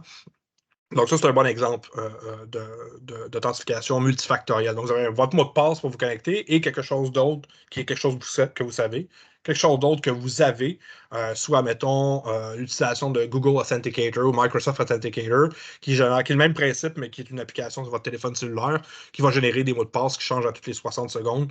Combine les deux ensemble, puis ça fait une authentification beaucoup plus robuste que juste avoir un mot de passe qui a probablement fuité, qui est probablement dans une fuite de données déjà quelque part. Puis il y a tout le volet biométrie comportementale aussi qui est intéressante. C'est comment vous utilisez un système, surtout pour les téléphones cellulaires, comment vous tenez le téléphone. C'est propre à vous quand on le couple à d'autres métriques. Comment vous pesez fort sur l'écran, comment il est orienté. Tout ça, c'est une manière d'écrire votre fonctionnement qui vous identifie comme personne. L'Université de Buffalo, a quelques années de ça, a développé une technique d'authentification par les battements de cœur. Bon, évidemment, c'est pas très pratique, là, on s'entend dans la vie de tous les jours, là, mais ça démontre bien que ce qu'on est un facteur d'authentification en tant que tel, parce qu'il n'y a pas deux personnes qui ont exactement le même rythme et niveau de battement de cœur. Donc, la biométrie était intéressante pour au niveau d'authentification multifactorielle parce que ce qu'on est propre à nous, à quelle vitesse on utilise un clavier. Quand on met tout ça ensemble, ça peut devenir intéressant. J'ai parlé des passkeys tantôt. Les passkeys, essentiellement, c'est des systèmes d'infrastructure clés publiques où les clés sont gérées par un système sur le back-end, mettons. Là, Google a proposé ça depuis une couple de mois. Ils poussent beaucoup là-dessus pour essayer de se départir des mots de passe une fois pour toutes. En tout cas, ça, c'est leur visée. On gère uniquement les accès par des clés de sécurité. Donc, c'est le principe de clés publiques et clés secrètes. C'est les systèmes qui gèrent ça. c'est seté une fois au début, puis après ça, on n'a plus besoin de gérer les sessions en tant que telles, de gérer les mots de passe. C'est basé sur l'infrastructure qui a fait ses preuves depuis longtemps. On est basé sur les appareils de confiance sur lesquels Google, admettons, n'a pas accès aux clés secrètes. C'est vraiment de la vraie secrecy. Là. Donc, c'est les appareils de confiance qui ont la clé pour déchiffrer les messages ou s'authentifier sur un système ou autre. Donc, ça devient très intéressant. Chose qui est drôle aussi, c'est quand on regarde la documentation sur Google, qui est traduite automatiquement là, par leur système en français, le passwordless login with passkeys, en français, c'est connexion sans mot de passe avec un mot de passe. Je trouve ça très drôle. On parle vraiment qu'il n'y a pas de mot de passe. Fait que ça risque de changer la donne beaucoup. Il y a Sony aussi là, qui dernièrement a annoncé ça sur PlayStation Network, déploie ce système-là. Il y a Google qui le déploie. Ça risque de changer la donne. On risque peut-être un jour de se débarrasser des accès avec ça. Se débarrasser des mots de passe, du moins. Quelques exemples appliqués quand je parlais, la surabondance de credentials qui flottent dans l'éther à cause des fuites de données, ça a amené à la création d'un type d'attaque spécifique qui s'appelle du credential stuffing. Ça fait partie du... si vous êtes intéressé par regarder la ventilation des types d'attaques, des vecteurs d'attaque qui existent en cybersécurité. Le MITRE Corporation opère ce qu'on appelle l'Attack Framework, qui est toute la ventilation de tous les types d'attaques possibles et imaginables qui existent, comment ça se décline. Le credential stuffing, c'est quelque chose de relativement nouveau dans les dernières années, qui a été créé, qui a été ventilé par eux. Et ça vient directement du fait qu'il y a tellement d'accès et de renseignements personnels qui flottent qu'un attaquant va juste hoarder, va collectionner ces informations-là, puis il va bombarder un système de toutes les combinaisons de noms d'utilisateurs, mots de passe qui existent qu'il y a du côté de ces données pour éventuellement, à terme, inévitablement compromettre un système. Je vous parlais tantôt justement des attaques automatisées, puis comment que c'est fait sur mesure et facile maintenant. Il y a des fuites, il y a des listes de mots de passe qui existent qui contiennent des millions d'entrées. La plus connue, c'est RockU.txt, qui même fait partie de certains systèmes d'exploitation utilisés pour le pen testing et les tests d'intrusion. Ça contient 1,4 million d'entrées. C'est tous les mots de passe les plus utilisés.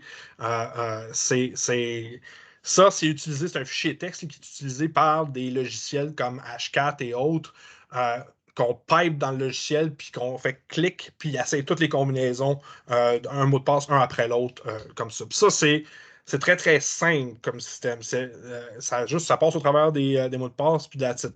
Mais on a des systèmes plus complexes aussi, et autres plus propres à la langue utilisée, parce que on l'a vu tantôt, les mots de passe, les pires mots de passe utilisés par les Canadiens, en 8e place, il y avait pour les Canadiens de Montréal. OK?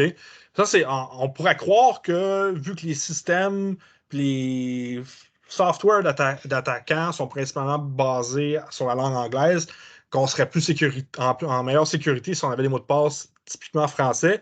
Mais en fait, c'est pas ça parce qu'il y a déjà des softwares, puis des logiciels, puis des outils d'attaque qui existent propres à la langue française. Le projet Richelieu, c'est un exemple de tout ça. C'est les 20 000 mots de passe les plus utilisés en français. Ça se retrouve dans une librairie qui est utilisable, qu'on peut mettre dans un logiciel pour craquer des mots de passe. Ça, c'est propre à la France. Là. Vous voyez Loulou, Azerty, Marseille. Bon, ça, c'est très, très français. Mais il y a des mots de passe, il y a des fuites de mots de passe, des fuites de données avec des mots de passe propres au Québec aussi. Wolfden aussi en a fait une liste. Ça, c'est tout du software qui est sur GitHub. C'est rien de. Vous n'avez pas à payer une scène pour ça. Là, les listes sont là. C'est 200 000 mots de passe utilisés au Québec. Vous voyez, ça, c'est toutes les variations que j'ai vues des mots de passe basés sur les expos de Montréal. Ils sont toutes là. Toutes les variations possibles et imaginables. Ça, c'est les plus recensés. Il y en a en masse, là, des variantes de Go Abs Go, il y en a plusieurs qui contiennent le mot Québec, il y en a des milliers. Toutes les variations sont là. Fait que quand je disais, changer un 3 pour un E pour un 3, ça a une utilisation limitée, là. C'est que les hackers le savent déjà que le monde font ça. T'sais. Aussi, Red Shell a fait un générateur de username aussi qui se base sur des listes de prénoms connus au Québec. Donc, première lettre du prénom, après ça, le nom de famille, qui est souvent une nomenclature utilisée sur les systèmes très communs. Ça génère automatiquement là, ça, puis on peut modifier la liste en question, puis le générateur va construire une liste de username. On la couple à une liste de mots de passe qui contient 200 000 mots de passe, 1 million de mots de passe, quoi que ce soit. On peut générer toutes les combinaisons possibles et imaginables de username, password. Fait que quand je disais c'est ça, changer un 3 pour un E, c'est plus ou moins sécuritaire. Ça devient pas crackable avec les ordinateurs qu'on a maintenant s'il est très très long. Ça prendrait 3000 ans à craquer un mot de passe de 25 caractères. C'est là la résilience se trouve à ce niveau-là. On parle beaucoup des mots de passe, mais ce qui a motivé le marché noir des dernières années, puis ça, ce que vous voyez, c'est un screenshot du Genesis Market qui n'existe plus, qui a été fermé par le FBI et une douzaine d'autres forces de corps de police dans le monde l'an dernier, je pense qu'il y a à peu près un an. La particularité du Genesis Market, c'est qu'ils ne vendaient pas des accès ou ils vendaient pas des mots de passe ou ce genre de trucs-là. Ils vendaient des sessions ouvertes sur, admettons, Desjardins, sur Gmail, bon, tu sais, quand vous loguez, par exemple, sur Gmail, sur un nouvel ordinateur, il va vous demander, bon, rentre tes accès, rentre ton deuxième facteur d'identification. Mais une fois que vous êtes logué, il ne vous redemande pas à chaque fois de vous reloguer. Parce que vous avez un token de session qui est ouvert, qui dit, OK, cet ordinateur-là, il s'est authentifié, on garde la session active, soit pas pour toujours, soit pendant 60 jours, soit pendant 30 jours, peu importe, mais la session reste active. C'est ça que le Genesis Market vendait. C'est des sections déjà authentifiées. Donc ça veut dire que vous avez beau avoir un bon mot de passe, vous avez beau avoir un deuxième facteur d'authentification ou même un troisième facteur d'authentification robuste, la session est ouverte et c'est ces sessions-là qui étaient vendues. Donc, on est rendu là à un niveau de professionnalisation de la compromission. Puis ça, c'était hosté au Québec en partie. Au Québec, ça, je pense que c'était à Beauharnois. Genesis Market, une centaine de milliers de victimes. C'est tout ça pour dire que vous allez avoir les meilleurs systèmes de défense, les meilleurs layers de sécurité, le meilleur mot de passe au monde. Il y a toujours une manière de compromettre des systèmes. Donc, on prend des sessions déjà ouvertes c'est souvent bancaire, le Genesis Market, là, pour aller vider des banques. Mais il y a une manière de compromettre des systèmes. Peu importe la manière qu'on se prend. Donc maintenant que j'ai été prophète de malheur, il y a des solutions qui existent. Rapidement encore, parce que là, ça fait 1h29 que je parle, 1h20. Je vais vous laisser un peu de temps à la fin. Parler de gestionnaire de mot de passe, il y en a plein. Là. Je ne vais pas vous en recommander parce que c'est pas ma place de recommander des logiciels, surtout que si j'en recommande un, puis 6 mois après, il se fait compromettre, j'ai l'air un peu épais. Là, fait que je vais éviter ça le plus possible. Mais il y a un paysage bien développé de gestionnaire de mot de passe. C'est quelques icônes qu'il y a là, maintenant. C'est un bon moment pour magasiner un gestionnaire de mots de passe en 2024. L'offre est mature, multiple et compétitive. C'est à peu près 10$ par user par mois. Là. On parle d'un service en ligne, donc ça vaut la peine. Honnêtement, ça fait du millage sur la question qui a été posée plus tôt. Est-ce qu'on ne met pas nos œufs dans le même panier? Oui, mais ça aurait été plus inquiétant il y a 10 ans. Mais ça m'inquiète moins, mais ça me stresse moins maintenant. On en a parlé, je n'ai pas besoin de parler de ça. C'est le premier jour, le syndrome de tous les œufs dans le même panier. On l'a mentionné, c'est un point singulier d'échec. Ça peut être dangereux aussi dans les navigateurs parce que les navigateurs web comme Chrome, Firefox vont remplir automatiquement les mots de passe sauvegardés. S'il y a plus qu'une personne qui utilise l'ordinateur, ça peut être un enjeu. Il n'y a pas de garantie dans la vie, là, c'est certain. Mais ça fait partie de la gestion de risque, si on veut. Parler de la sécurité des points de terminaison aussi. Les points de terminaison, là, c'est tout ce qui est cellulaire, laptop, serveur, imprimante, tout ce qui est Internet des objets. C'est hyper important parce que l'activité malicieuse se passe sur les points de terminaison maintenant.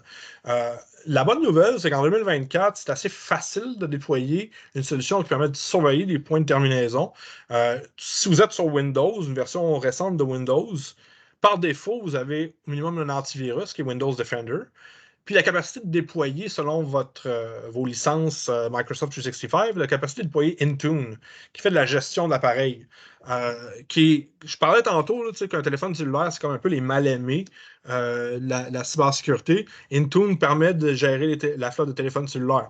Je vous recommande très, très, très fortement de gérer les téléphones cellulaires parce qu'il faut le voir exactement comme ce que c'est. C'est un ordinateur qui est plus petit. Il faut carrément voir ça de la même manière. Puis, Intune permet de faire ça. Je mentionne Defender et Intune parce que la majorité du monde sont sur Windows, puis ça vient soit par défaut avec ça, soit c'est facile de faire l'intégration de ça. Il y a des solutions commerciales autres que Windows qui existent, évidemment. SentinelOne, Sophos en fait, SecureWorks en fait, CrowdStrike en fait. Ça dépend de votre niveau de granularité que vous voulez avoir sur le contrôle de vos appareils, vos points de terminaison. C'est toutes des solutions éprouvées. Ça, je n'en recommande pas une spécifiquement. C'est juste le landscape est assez mature encore là à ce niveau-là. Ça dépend de quel niveau de granularité vous voulez avoir. Ceci dit, c'est une forme de technosolutionnisme, ça, parce que encore faut-il avoir la capacité opérationnelle de prendre action sur ce qui est détecté par ces logiciels de Extended Detection and Response puis les Endpoint Detection and Response. Et c'est ce qui fait la force de ces logiciels-là, mais aussi la faiblesse, c'est qu'il faut avoir quelqu'un pour prendre action sur ce qui est détecté. Mais ce que ça détecte, c'est les anomalies sur un network, sur un réseau, ce qui n'est pas normal. Un pic d'upload à 3 heures du matin systématiquement tous les mercredis sur un système, c'est une anomalie potentiellement. Un EDR va être capable de soulever ce genre de truc-là. Historiquement, les antivirus qu'on appelle et les plus vieux systèmes de détection d'intrusion et autres se basaient sur les signatures. On sait que tel fichier est malicieux, ça a une signature spécifique, on lève le flag sur un système, on le gère automatiquement. Ça, a peut-être colmaté 10% des brèches en cours. La 90% qui reste, c'est les anomalies. Il faut que quelqu'un regarde le système et dise ça, c'est pas normal. C'est pas normal ce qui se passe présentement là-dessus. C'est inquiétant. On va prendre action là-dessus. Mais ça prend encore à ce jour un humain pour le faire. Puis peut-être l'intelligence artificielle changera la donne là-dessus, mais c'est pas parti pour nous remplacer complètement à ce niveau-là. Aussi, tout ce qui est technologie opérationnelle, dans le fond, les systèmes de contrôle industriel, les systèmes SCADA, la robotisation, les CNC, c'est le volet le plus catastrophique de la cybersécurité présentement. Et j'utilise ce mot-là, je fais exprès pour l'utiliser parce que je le vois chez mes clients de plus en plus dans l'industrie. C'est tous des systèmes qui roulent sur des ordinateurs désuets ou des systèmes d'exploitation pas patchés ou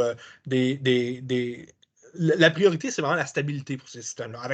Avec raison, évidemment. Là, on parle de, mettons, des systèmes d'usines de filtrage d'eau, des pompes de filtrage d'eau, etc., des pompes intelligentes, tout ça. C'est important que ça soit disponible dans une municipalité, on s'entend. Mais le problème, ce que ça fait, c'est que ces systèmes-là roulent sur des systèmes d'information stables, c'est-à-dire pas bleeding edge, c'est-à-dire pas patchable. Donc, des Windows 98 Service Pack 1 qui sont utilisés pour rouler des ICS, j'en ai vu. Puis, il n'y a pas de solution miracle à ce niveau-là, au niveau de la sécurité de l'information. C'est des systèmes qui sont fermés, des systèmes propriétaires sur lesquels il est très difficile d'avoir une visibilité. Et c'est un gros enjeu dans tout ce qui est l'automatisation, tout ce qui est technologie opérationnelle. Là, il n'y a pas de solution simple pour ça. William, tu avais une question? Oui, ben, je travaille dans le domaine justement de technologie opérationnelle. Puis, en tout cas, j'ai vu dans le passé là, des équipements neufs vendus. Puis, justement, c'est une CNC. Puis, c'était Windows 95 qui était dessus. Là, fait que ça arrive encore là, à ce jour. Ouais, Windows 95, ça c'est pire que pire, là, mais ça ne me surprend pas. Je suis zéro surpris parce que ce qui est valorisé, c'est la disponibilité du service. Encore là, avec raison, ça se comprend. Eux autres, on ne peut pas les gérer de la même manière qu'on gérait un téléphone cellulaire ou un portable ou autre parce qu'on n'a pas de mainmise directe dessus. Dépendant du fournisseur qui, lui, s'il déploie un patch, ça va venir un moment donné. Ce que vous pouvez faire, par contre, c'est de la segmentation de réseau. Ces dispositifs-là, vous les mettez dans un pan de réseau qui est isolé si possible. Vous ne les rendez pas accessibles sur Internet. Si possible, des updatés, vous le faites. Donc, il y a quand même solution de patchage qui existe au niveau de la technologie opérationnelle, mais c'est loin d'être idéal. Puis j'en ai fait là, des conférences, des trade shows là, dans les dernières années. Puis j'essaie toujours de trouver un vendeur qui est capable de faire du monitoring sur tout ce qui est IoT, ICS, etc. Il y a Keysight qui en fait. Je me ferais même pas capable de nommer une autre entreprise qui fait ça. C'est comme C'est comme, pour l'instant, c'est le blind spot numéro 1 dans l'industrie. C'est tout des trucs, des infrastructures critiques, là, des grilles hydroélectriques, puis des usines de filtrage d'eau, puis la gestion électrique qui est gérée par ces systèmes-là, complètement désuets. Là. Ça, c'est un ticking time bomb pour certaines corporations, certaines industries ou certaines municipalités même. Puis ça, ça a été utilisé dans le passé. Il y a des exemples dans le passé qui ont été militarisé contre ces systèmes-là. Je pense notamment à la grille hydroélectrique ukrainienne en 2016-2017. La Russie a attaqué des systèmes de contrôle industriel désuets de l'Ukraine, puis ça a enlevé l'alimentation électrique du monde en plusieurs personnes en Ukraine pendant des jours de temps. Donc, c'est un exemple spécifique, mais il y en a d'autres de ça. Donc, c'est un gros enjeu présentement. J'avais dit que je parlerais de cyberassurance. Et si vous n'en avez pas une, de cyberassurance, dotez-vous d'une cyberassurance, mais regardez bien le small print dans la cyberassurance. Ce que je vois depuis une couple d'années, il y a eu les compagnies qui donnent une cyberassurance sont en train de changer leur posture parce que post-confinement / télétravail / COVID-19, il y a eu une explosion des attaques de ransomware, donc une explosion des réclamations au niveau des compagnies de cyberassurance, et donc une perte de leurs revenus. Fait que là, ils sont en train de changer. On va dire, on a peut-être un peu trop d'argent. Fait que là, ils baissent tout ce qui est coussin de protection contre notamment les ransomware. Des politiques de cyberassurance avec un coussin de genre 10 000 côté protection de ransomware, c'est ce que je vois souvent et c'est même pas proche d'être assez. OK?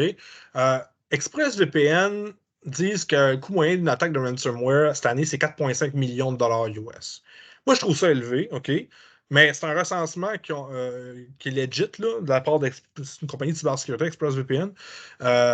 Mais c'est très, très élevé. On n'est pas dans les mêmes eaux du tout. Là. 10 000 de coussin versus 4,5 millions de ce que ça coûte une attaque de ransomware.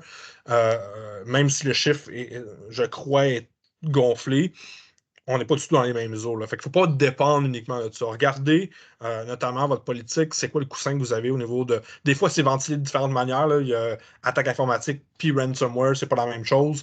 Alors, prenez le temps de regarder votre politique. Si vous avez accès aussi à un breach coach dans la politique, un breach coach, essentiellement, c'est quelqu'un qui va dealer avec il va vous guider suite à une attaque de ransomware, quoi faire. Et le cas échéant, si vous voulez payer la rançon, comment payer la rançon, il peut le faire pour vous comme intermédiaire avec le groupe qui vous demande une rançon. La meilleure manière de prévenir ça, c'est ça, c'est de faire de la prévention plutôt que guérir une fois que le mal est arrivé. C'est toujours plus facile à dire qu'à faire, évidemment, mais c'est pas une panacée, la cyberassurance, mais vraiment pas.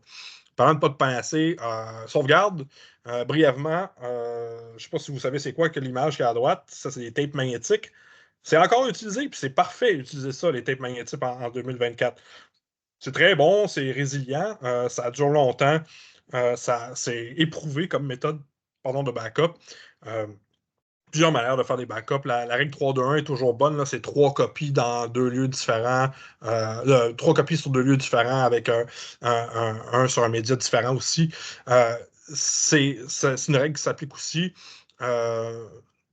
Testez vos backups. Ça, on ne dira jamais assez souvent. C'est bien d'avoir des backups. Des softwares comme Veeam vont tester l'intégrité des instances de backup. Mais faites des exercices de table dans lesquels vous récupérez des backups.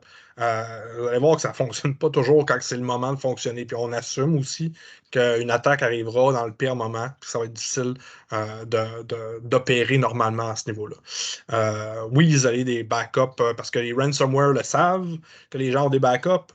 Ils cherchent des backups sur un network aussi. Fait qu'avoir le seul backup que vous avez sur le même network qui est compromis, peux presque vous garantir que si c'est un ransomware relativement moderne, il va chiffrer le backup aussi. Vous ne serez pas en bonne posture l'un ou de l'autre.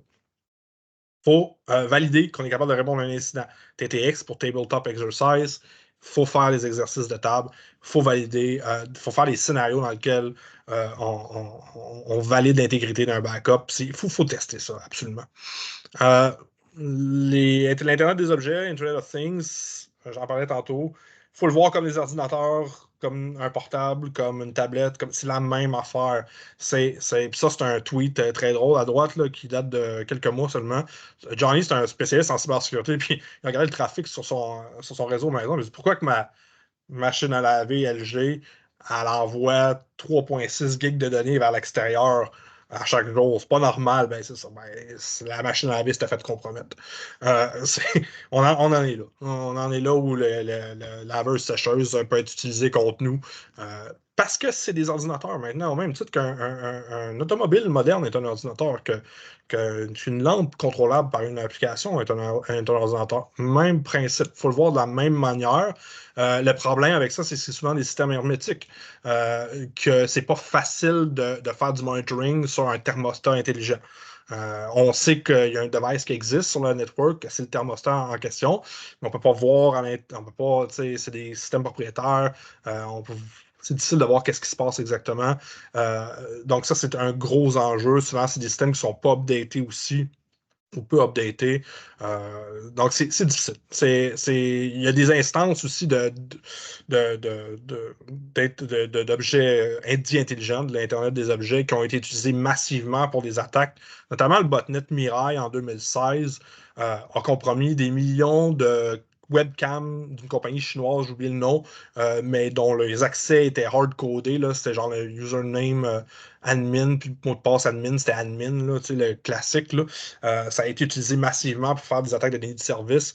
Ils ont un historique puis des précédents par rapport à ça.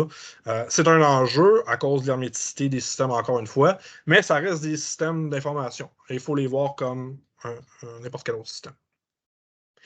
Rapidement, je parlais de la minerie Alouette. En février 2022, ils ont été victimes d'une attaque assez basic, dans le sens que c'est une attaque par hameçonnage, donc du phishing. Ils ont reçu du phishing. La minerie Alouette, c'est basé à cette île, j'en parlais tantôt. C'est la plus grande aluminerie des Amériques, qui n'est pas une compagnie de haute technologie, une compagnie qui font de l'aluminium. Ils ont reçu à un moment donné un hameçonnage, qui est un hameçonnage ciblé. Quelqu'un a exécuté ce qu'il y avait en attachement sur le logiciel. Ils ont perdu des documents internes, des présentations au conseil d'administration, des trucs de budget, des affaires, des informations sensibles de ses employés. Quand même assez bad, là, que c'est le genre de truc que tu ne veux pas avoir, que tu veux pas voir ton information fuiter comme ça. Ça a eu un impact réputationnel sur l'entreprise, évidemment, parce que, bon, on a parlé des médias, c'est jamais bon, là, ça dépend si on croit si toute publicité est bonne à avoir ou pas, là, mais en tout cas, je pense que ça serait passé de ça. Ils ont été des médias à cause de ça. Ils ont été des médias aussi parce que le groupe derrière ça, c'est un groupe russe protégé par le Kremlin. Ou en tout cas, du moins, que le Kremlin est au courant que ce groupe-là existe, puis il laisse aller. Ils ont un mot assez standard là, de ce qu'on appelle le hack and leak. Dans le fond, c'est qu'ils compromettent un système, prennent les données, les publient en ligne sur Internet. Le groupe n'existe plus, ça c'est la bonne nouvelle maintenant. Ils ont été démantelés, mais ils ont compromis plusieurs compagnies. Et encore là, c'est un bon exemple d'un groupe qui s'en prend, un groupe étranger, protégé par un État, qui s'en prend à une entreprise. Elle n'est pas petite l'entreprise, mais qui n'est pas, qu'on aurait cru qu'il n'était pas nécessairement dans la cible de pirates russes, normalement, on pourrait dire. Tout ça s'inscrit évidemment dans le positionnement canadien par rapport à la guerre en Ukraine. C'est directement relié à ça. Le groupe Conti a dit, OK, là, tous ceux qui supportent l'Ukraine, ils vont passer au cash, on va les attaquer. C'est souvent ça qu'on voit aussi. C'est pas juste des crimes d'opportunité. Au niveau du hacking, c'est beaucoup politique. Maintenant, on a vu récemment, les derniers mois, le groupe No Name 05316, je crois que son nom a attaqué plusieurs sites web du gouvernement canadien suite à son positionnement sur l'Ukraine, etc. La géopolitique a un impact aussi sur la sécurité de l'information et vice-versa. Ça, c'est un bon exemple de tout ça. Bon, ransomware, je vous ai déjà parlé, c'est quoi? C'est une attaque de ransomware as a service. Ça c'est essentiellement, il faut comprendre que le groupe Conti, ce qu'il faisait, c'est que il y avait une infrastructure qui était tellement grosse au niveau de ce qu'ils sont capables de déployer qu'ils revendent des pans d'infrastructure à d'autres groupes criminalisés pour qu'eux autres puissent faire des attaques aussi. Donc, on est encore là, on est à ce niveau-là de professionnalisation au niveau des groupes underground de hacking, où c'est tellement bien structuré qu'ils peuvent se permettre de faire du reselling de leur infrastructure pour que d'autres groupes utilisent leur infra pour attaquer d'autres groupes. Donc, on est à ce niveau-là de professionnalisation. Quelques exemples aussi d'attaques sur des chaînes d'approvisionnement. Vous avez peut-être entendu parler du cas de SolarWinds, qui est une compagnie qui fait un logiciel de gestion à distance d'ordinateur, compromis en 2020. Donc, tous les clients ont été compromis de SolarWinds. Colonial Pipeline, ça c'est un autre exemple aussi d'infrastructures critiques qui utilisent des systèmes de contrôle industriel pour gérer le flux de pétrole ici. Encore là, attaqué en 2021, l'Aluminium Alouette en 2022, quel cas type. 3CX, une compagnie de téléphonie Voice over IP l'an dernier, associé à des groupes étatiques, là, je mets des points d'interrogation parce que, bon, l'attribution en cybersécurité, c'est toujours compliqué, là.